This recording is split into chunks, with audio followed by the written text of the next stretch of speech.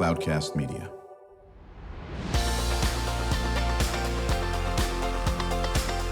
Drew Schlosberg Spotlight on the Community Show, amplifying the voices of social impact organizations, entrepreneurs, local nonprofits, and other community champions who shape the culture, creativity, and connectivity of San Diego.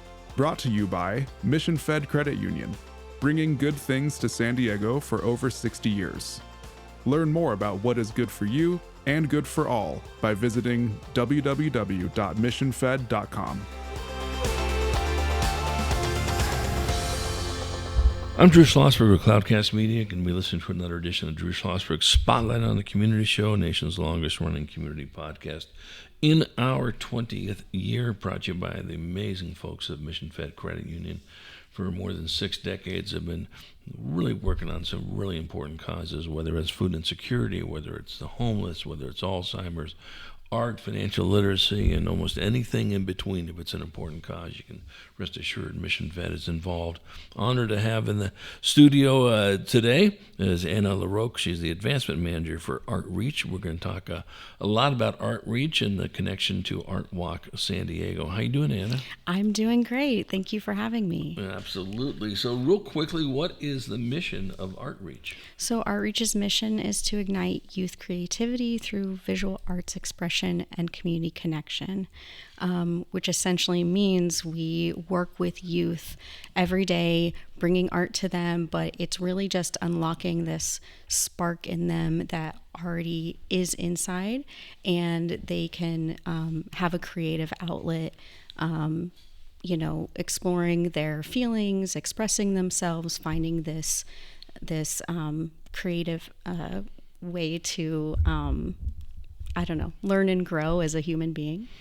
Well, listen, and we all know, we just heard a little bit about the importance of the arts, to say the least, in our region from Tad Parson, President and CEO of the Burnham Center for Community Advancement. Anyone who spent more than 5 seconds in our county recently know about the outreach, the pouring of outreach, when the city council was going to be cutting a significant amount of the art budget, and I think the people spoke real loud and clear. Yes, and must have made you feel great. And we all know that those who really understand what the arts do in this community know that, yes, it's great for education, it's great for mental health, it's great for socialization, it's great for combating isolationism, but it also brings in money. And there's a big economic driver in this aspect as well. ArtReach was formed when? It was formed in 2007, and you bringing that up, that's literally why we were born. One of our co-founders came from ArtWalk, and her sister, who also co-founded, she experienced firsthand art at her kids' school being cut. And so this new, we've seen it throughout the years. Arts are one of the first things to get cut. It's kind of seen as this, I've heard it described as woo-woo thing that is not as necessary, but there's so many aspects to it. And so this new focus on cutting arts again, obviously they were able to recoup some of that budget, but it's been a really long fight, for years. But this definitely brought up this is why we do what we do. This is why it is important. This is why we fight for money for the arts. And so we were part of that advocacy of trying to speak out against the budget, decimating the arts again. Honestly, we were expecting, $0. So luckily we were able to get some of that back, not to the full amount, but people showed up. It's all about community. That's such a big part of ArtReach as well, is community, and finding all the people that are going to speak out and advocate for not just the arts, but what we do is, arts for youth, kids of all ages, teenagers that need that. Need the arts. And so it was really great seeing the community come together. We're part of these big, cohorts with other creative youth development organizations, but we're also deeply connected to other arts organizations that are doing exactly what we're doing. And so us being all able to come together I mean, even with like all of the museums, all of the art studios, anyone that is involved in art in the community, they all showed up, and it was amazing to see the show up, or their presence, and just hearing all the words, hearing from the kids involved, all of that. People are sick and tired of me saying this. I know my listeners are. I've been saying it for 20 years.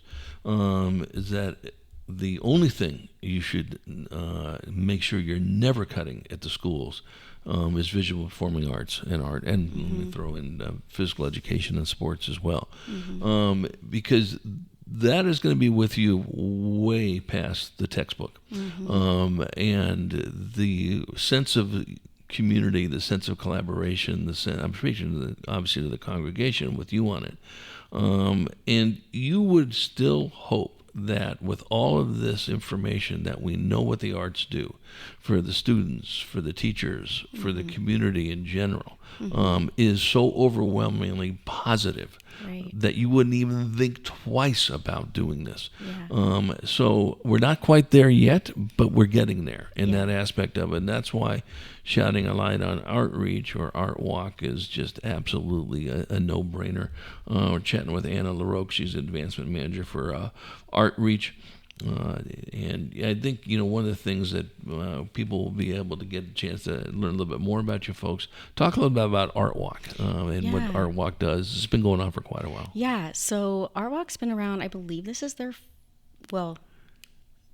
been around for a long time. Yes, decades and decades. ArtReach was formed, like I said, through one of our co-founders who used to run ArtWalk, Sandy Cottrell. Right. And so we've been the nonprofit partner of ArtWalk since our founding in 2007. So we've always had this tight-knit relationship with their team, and have seen them grow over the years. I've been with ArtReach since 2019. So I've really seen a lot of growth from both groups. So from ArtWalk expanding all of their events, reaching more communities, and then ArtReach doing the same of growing and growing and growing.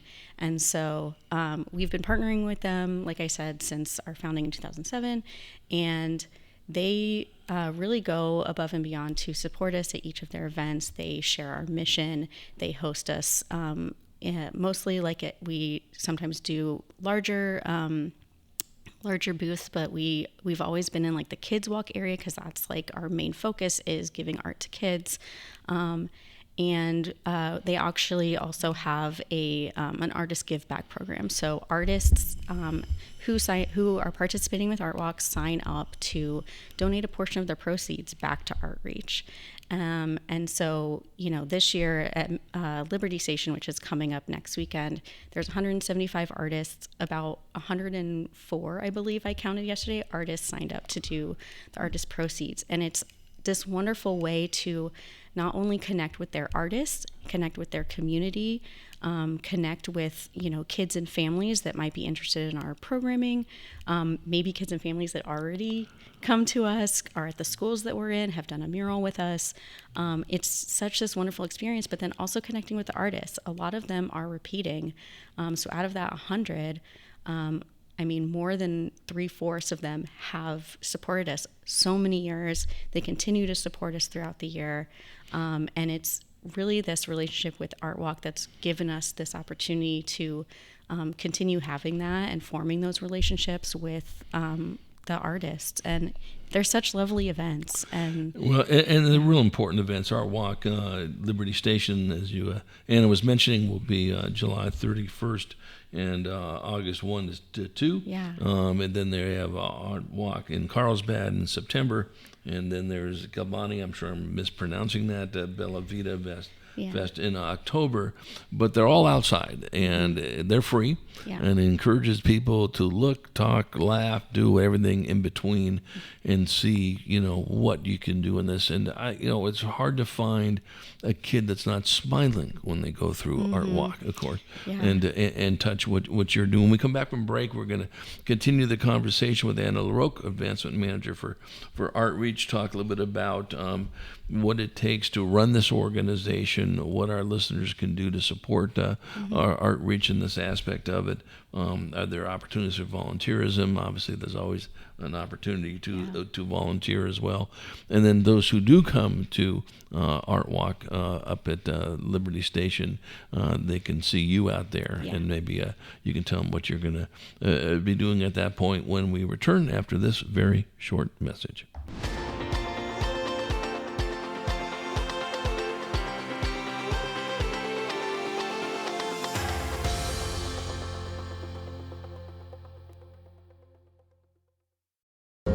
When you do your banking with Mission Fed, you get great rates on auto and home loans. That's good for you, but something good also happens for a lot of other people.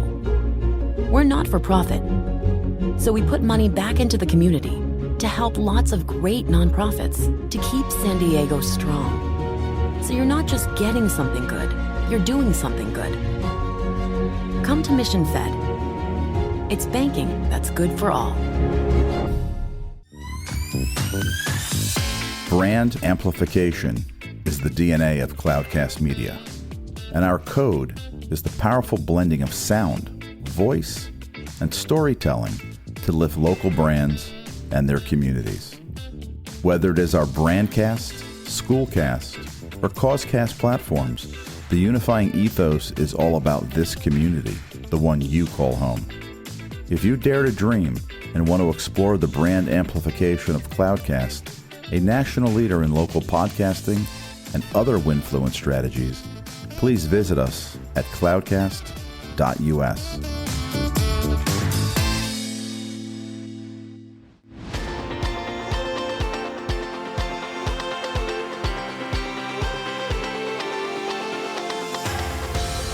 I'm Drew Schlosberg with Cloudcast Media, listening to another edition of Drew Schlosberg's Spotlight on the Community Show, brought to you by Mission Fed Credit Union. 60 plus years of doing amazing things for people living in San Diego County. We're honored to chat with Anna Laroque. She is Advancement Manager for ArtReach.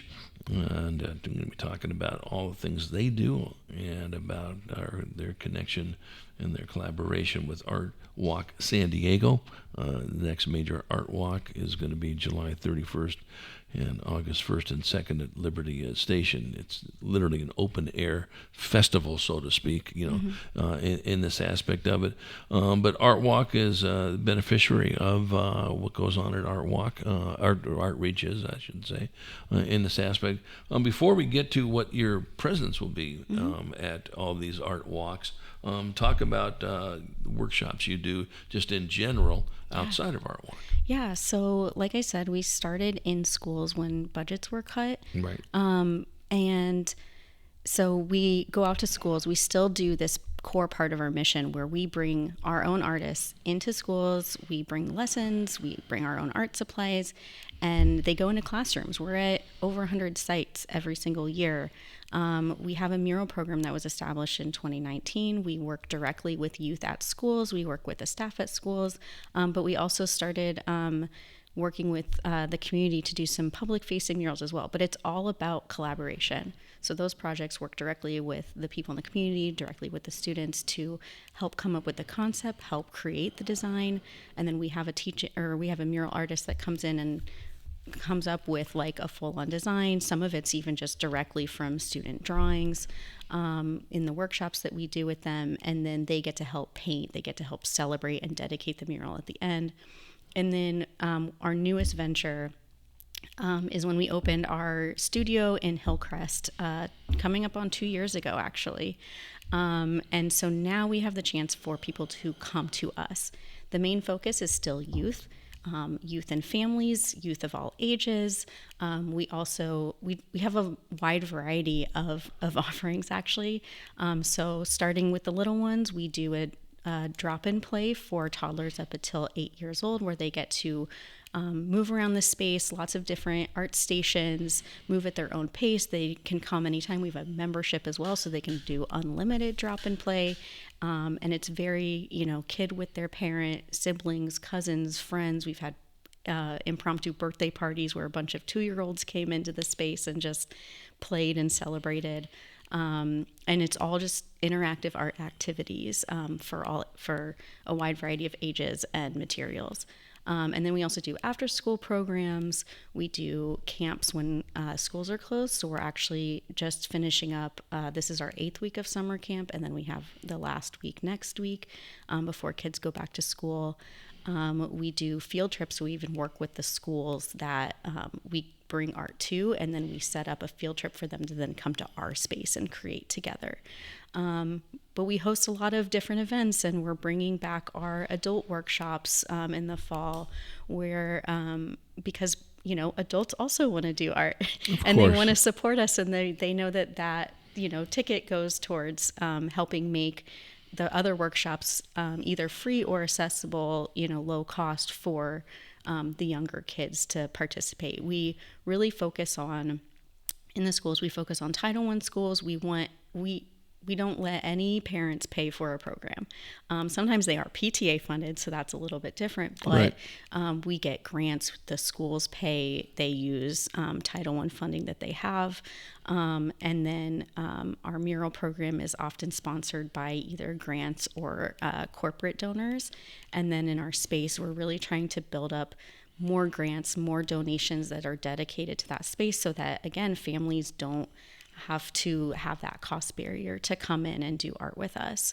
And so we're really trying to build this up, and it has grown significantly even just over the last year of being in Hillcrest in this central space.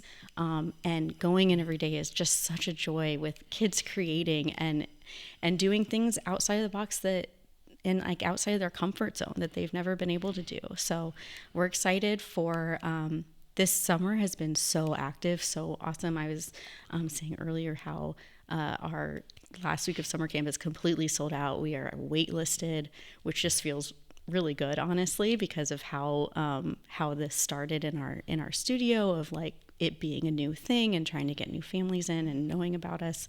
And then we're just excited to start our fall schedule already and bringing kids in once school starts. It's now after school you can still come to us. Well, I think what is certainly well documented, do you ever work with a group called Resounding Joy? No. Yeah, you should look them up. They're great. They work in the world of music, basically art, in this aspect of it, and they use the empirical aspect of it. Is that what music does to you from a health standpoint? Yep. Well, we know there is so much research out there what the arts do for the kids, and anybody who understands what's been going on in this country, this world.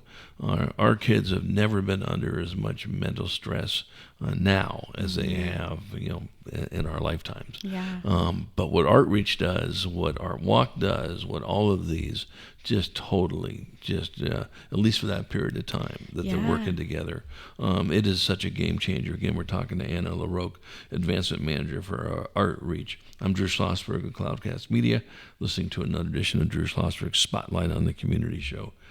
Brought to you by Mission Fed Credit Union, 6 decades and doing just phenomenal things for folks in San Diego County. So getting back to the groups you work with, obviously ArtWalk, you're a beneficiary of what happens there.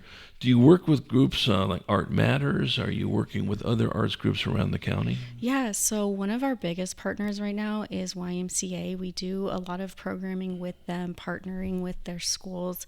While we're busy in our studio doing our own summer camp, we also go partner with YMCA to get camps with their schools and those students. And so that's probably our biggest partner right now, especially for our school programs, because we partner with them throughout the year as well.